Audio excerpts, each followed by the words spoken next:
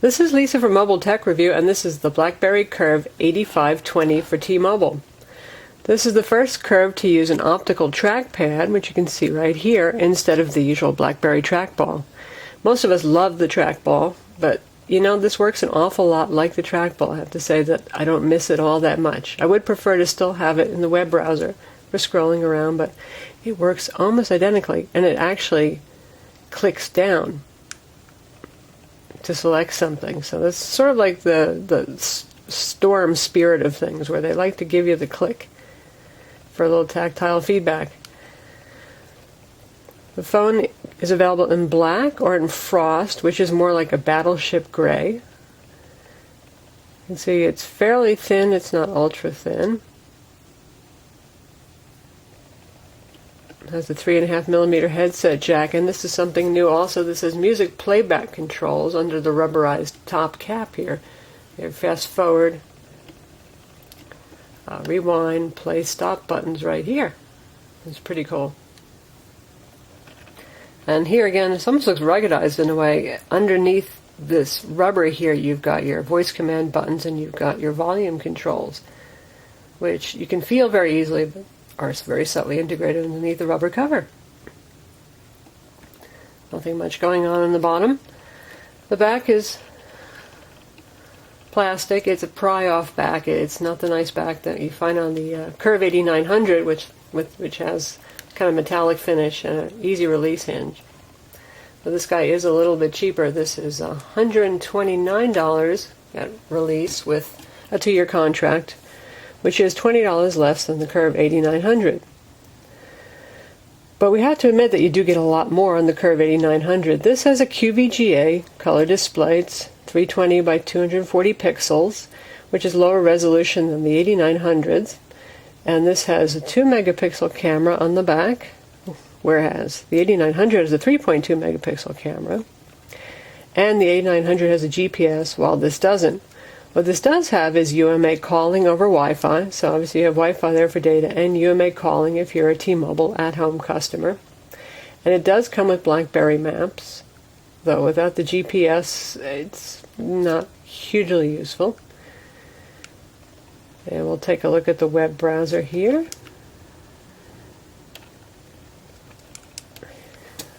Try out the keyboard. Keyboard's very nice on this. I actually like this a bit better than the 8900s. It's got a very textured surface here.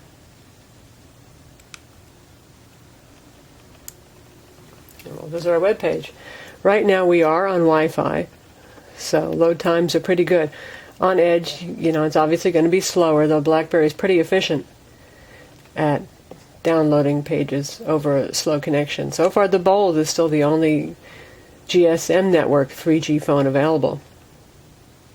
We do have JavaScript turned on right now, and JavaScript does slow down the BlackBerry web browser, or it would be loading this page faster.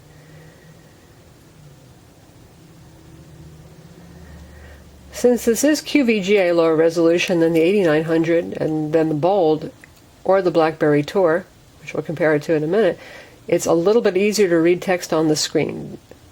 But obviously with the web page, you're still going to have to zoom in, unless you're looking at a mobile optimized page with bigger fonts. So you can see me scrolling around here pretty easily using the optical trackpad.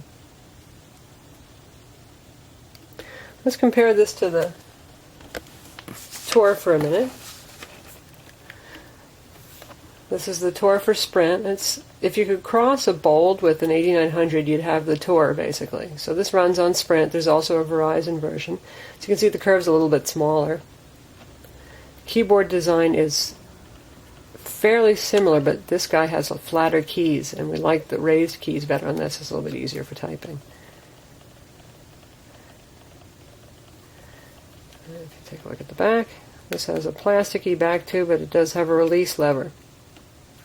Obviously, this has a higher resolution camera. The Curve is no slouch when it comes to processing power. You can see you can move around, open up things, and do things quickly thanks to a 512 megahertz X-Scale family processor. And it has 256 megs of flash storage, so you actually have some room to put your applications on there. And there's a micro SD card for storage as well, so you can put your tunes on there to use with that media player and to play videos and such. Let's take a look at the media player. This is pretty much what we've seen on all recent Blackberries. You launch a media player, you choose between music, videos, ringtones, look at pictures, and voice notes. So, well, take a look at the music player. You can select by the usual sorts. And we have one exciting song on here. We'll play. So you still have the controls down here, but the neat thing is you've got these here. So press that, stop the song. Or you can hit these to skip forward and back. Let's take a look at the video player real quick. There's a demo video that comes pre-installed on this.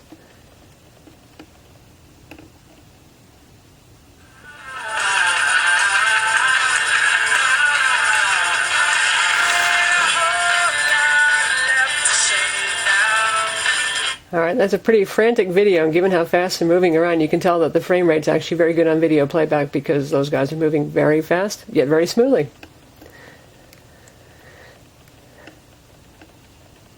And this has access to Blackberry App World. If you haven't used this before, it's pretty easy to use, and there's a lot of good free applications on here. Of course, you can buy applications that are commercial as well. You can scroll through and look at all the apps that are available in various categories.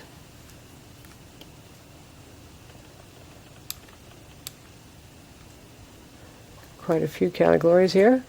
Since this is a business-oriented phone, it has Microsoft Office viewers. Of course, it supports BlackBerry messaging, and it can handle push email. It also comes with IM. There's a lot of clients on board here. You've got the BlackBerry Messenger, you've got AIM, Google Talk, ICQ, Yahoo Instant Messenger, and Windows Live Messenger. Obviously, BlackBerry is one of the best phones around for staying connected. The phone supports T-Mobile MyFace, as you'd expect. It's quad-band GSM World phone. It's locked to T-Mobile, so if you want to use somebody else's SIM, you're going to have to get T-Mobile to unlock it for you. So that's the BlackBerry Curve 8520 for T-Mobile. Visit mobiletechreview.com to read our full review.